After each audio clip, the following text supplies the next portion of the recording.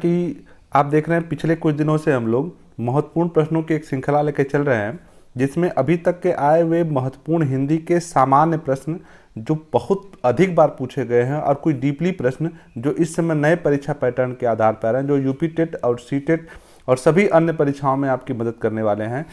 तो 100 प्रश्न हो चुके हैं, 101 से लेकर 150 तक का ये सीरीज है। ध्यान से देखिएगा, आशा है आपको वीडियो जरूर पसंद आएगा। प्रश्न है, बैताल पच्चीसी के रचनाकार कौन है? बैताल पच्चीसी, इसी पे एक सीरियल भी आया था, बेताल पच्चीसी, इसके रचनाकार कौन है? तो इसके रचनाकार कौन है? सूरत मिश्र। सूरती मिश्र। बैताल पच्चीसी के रचनाकार कौन है? सूरत मिश्र। बैर क्रोध का अचार या मुरब्बा है, इस पंक्ति के रचयिता या रचनाकार कौन है?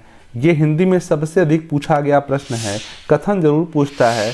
तो बैर क्रोध का अचार है या मुरब्बा है, ये कहा था रामचंद्र शुक्ल ने। पंडित रामचंद्र शुक्ल जी ने ये कहा था कि बैर क्रोध का अचार या मुरब्बा है।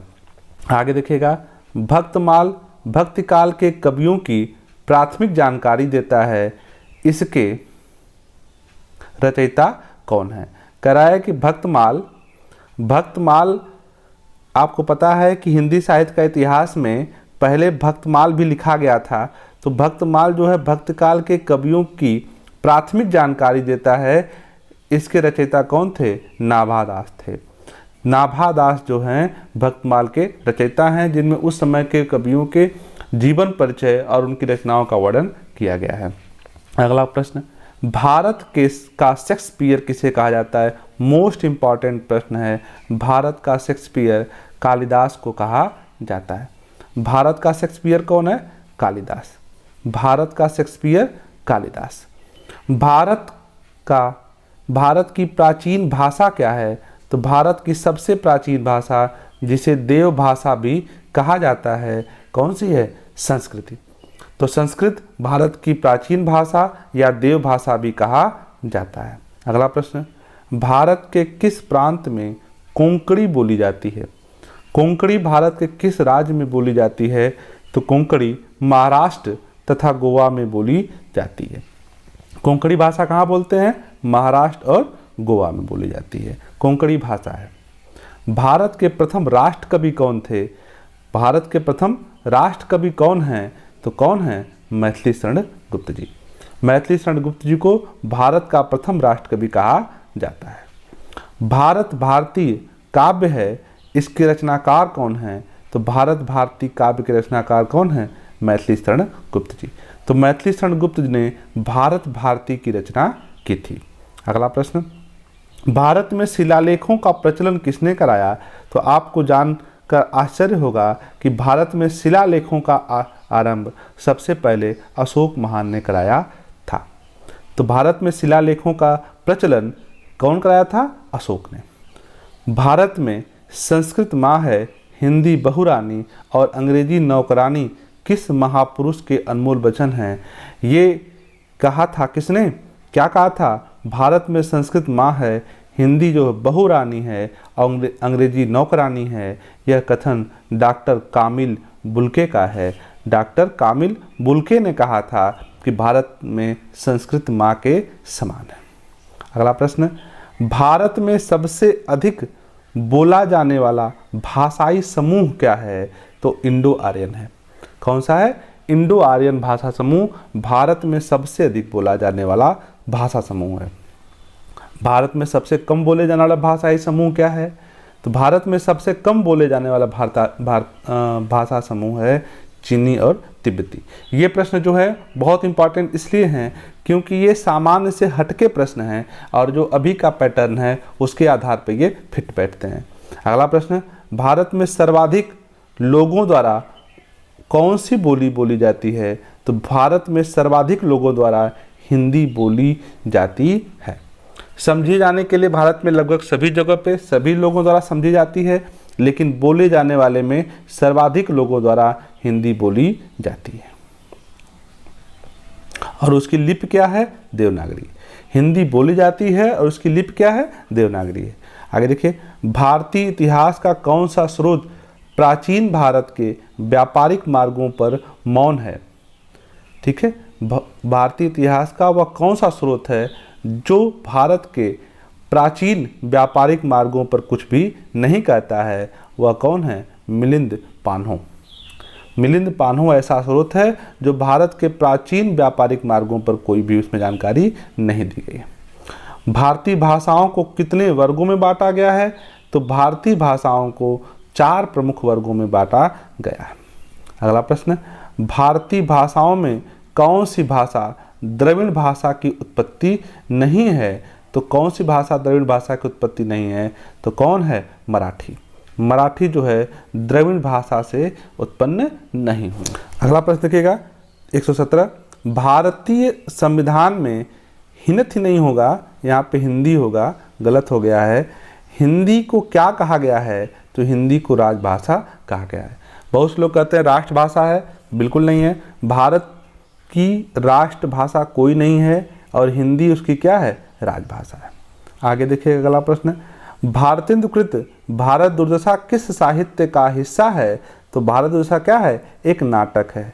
क्या है? नाटक साहित्य है। भाषा के संबंध में हिंदी का प्रयोग सर्वप्रथम किसने किया था? तो भाषा के रूप में हिंदी का प्रयोग सर्वप्रथम हिंदी के आदि कवि कहे जा सकते हैं अमीर खुसरो ने अपनी मुकरियों में और पहेलियों में किया था। अगला प्रश्न, भिक्षुक कविता के रचयिता कौन है?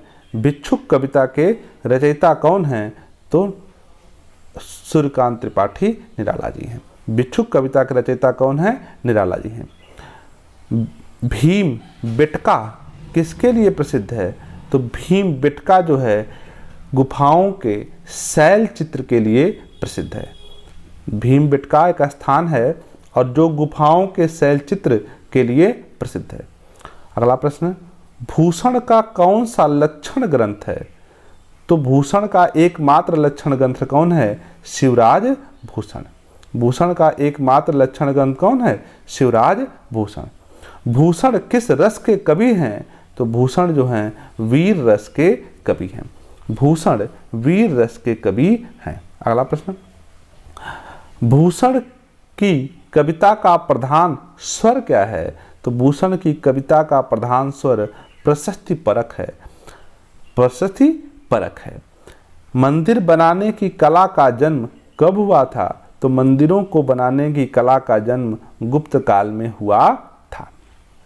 मजदूरी और प्रेम निबंध के रचनाकार कौन हैं? तो ये बहुत ही इंपॉर्टेंट प्रश्न है। मजदूरी और प्रेम निबंध, इसके रचनाकार रामचंद्र शुक्ल हैं। अगला प्रश्न, मध्य प्रदेश के किस जिले को देश का प्रथम हिंदी साक्षर जिला घोषित किया गया है? मोस्ट इंपॉर्टेंट प्रश्न है ये। जीके का भी प्रश्न है और करंट का भी प्रश्न है। तो वो कौन सा जिला है? नरसिंहपुर। नरसिंहपुर एक जिला है मध्य प्रदेश का जिसे भारत का पहला हिंदी साक्षर जिला घोषित किया गया है। आगे बढ़ते हैं अगले प्रश्न की तरफ।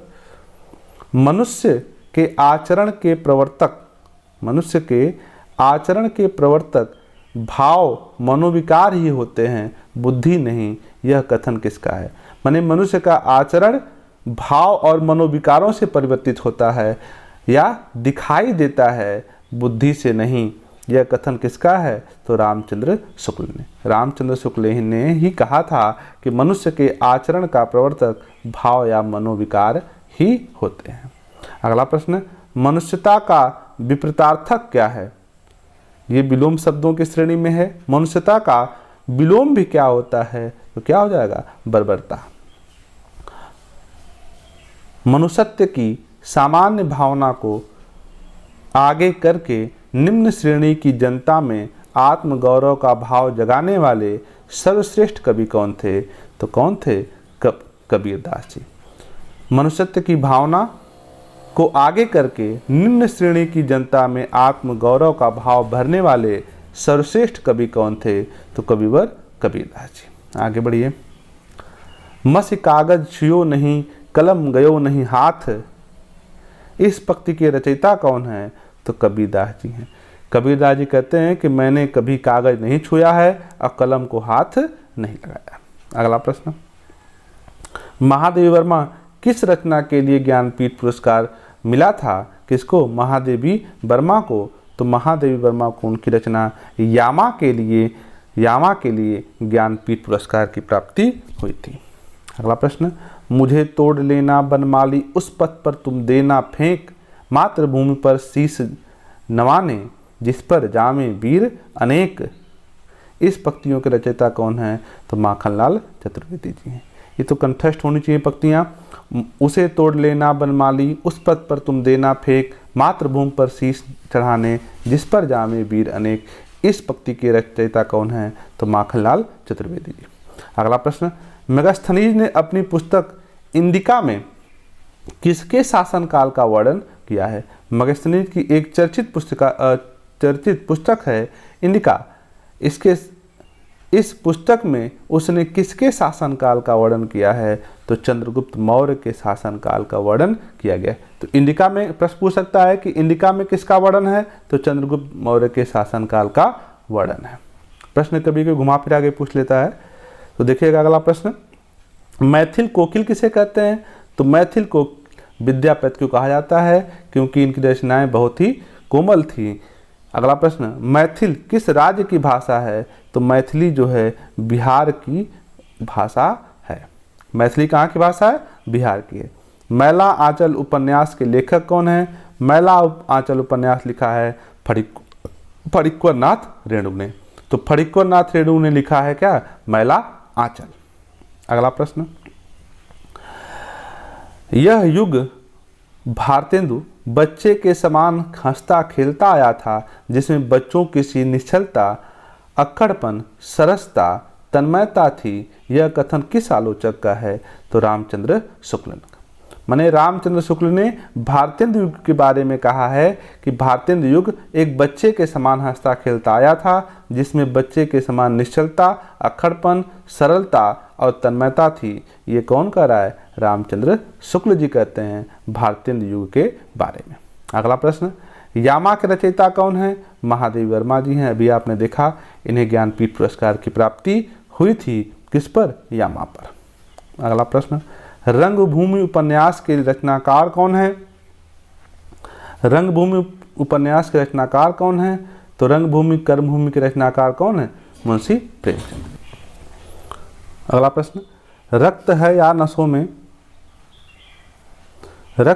नसों में शुद्र पानी, जांच कर तू शीश देकर जवानी। यह पंक्ति किसकी रचना है या इसके रचयिता कौन है? तो ये किसकी पंक्ति है? माखनलाल चतुर्वेदी जी की।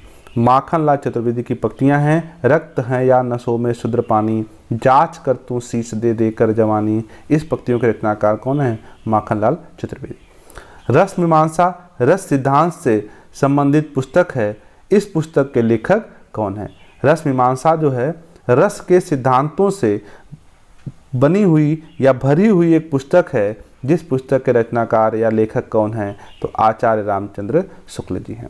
कौन है? आचार्य रामचंद्र शुक्ल जी। अगला, रसिक प्रिया के रचयिता कौन है? तो रसिक प्रिया के रचयिता कौन है? केशवदास जी हैं। रसिक प्रिया के रचयिता केशवदास हैं। रसिक प्रिया केशवदास। राग दरबारी उपन्यास के रचयिता कौन है? तो राग दरबारी एक उपन्यास है और इसके रचयिता कौन है? श्रीलाल शुक्ल हैं। राग दरबारी के रचयिता कौन है? श्रीलाल शुक्ल हैं। आगे बढ़िएगा। राजभाषा आयोग के अध्यक्ष कौन है? तो राजभाषा आयोग के अध्यक्ष थे बीजी खेर। राजभाषा आयोग के अध्यक्ष बीजी खेर थे। रानी केतकी की कहानी की भाषा को क्या कहा जाता है? रानी केतकी की कहानी की भाषा कौन सी थी? खड़ी बोली थी। रानी केतकी की कहानी खड़ी बोली में लिखी गई थी। रानी केतकी की कहानी के रचयिता कौन है?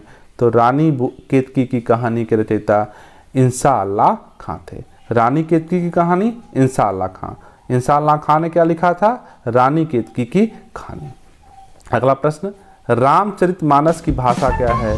रामचरितमानस की भाषा क्या है? अवधी है। लेखक कौन है? तुलसीदास जी हैं। तुलसीदास जी ने रामचरितमानस लिखा है जिसकी भाषा क्या है? अवधी है। अगला प्रश्न, रामचरितमानस में कुल कितने कांड हैं? ये मोस्ट इंपॉर्टेंट प्रश्न है। कांडों का नाम और कांड कितने हैं ये बहुत बार पूछा गया है। तो रामचरितमानस में कुल कितने कांड हैं? तो 7 कांड हैं। कितने कांड हैं? 7 कांड हैं। और अगला प्रश्न, दिवसावसान का समय, मेघमय आसमान से उतर रही वह संध्या सुंदरी, परी सी धीरे धीरे। दिवसावसान का समय, दिवसावसान का समय, मेघमय आसमान से उतर रही वह संध्या सुंदरी, परी सी धीरे धीरे। इस पंक्तियों के रचनाकार कौन हैं? तो इसके लेखक या रचनाकार कवि सूर्यकांत त्रिपाठी निराला जी हैं। इसके रचनाकार कौन है? सूर्यकांत त्रिपाठी निराला जी है। आशा है वीडियो आपको पसंद आया होगा और लाइक शेयर सब्सक्राइब जरूर करें। बहुत बहुत धन्यवाद।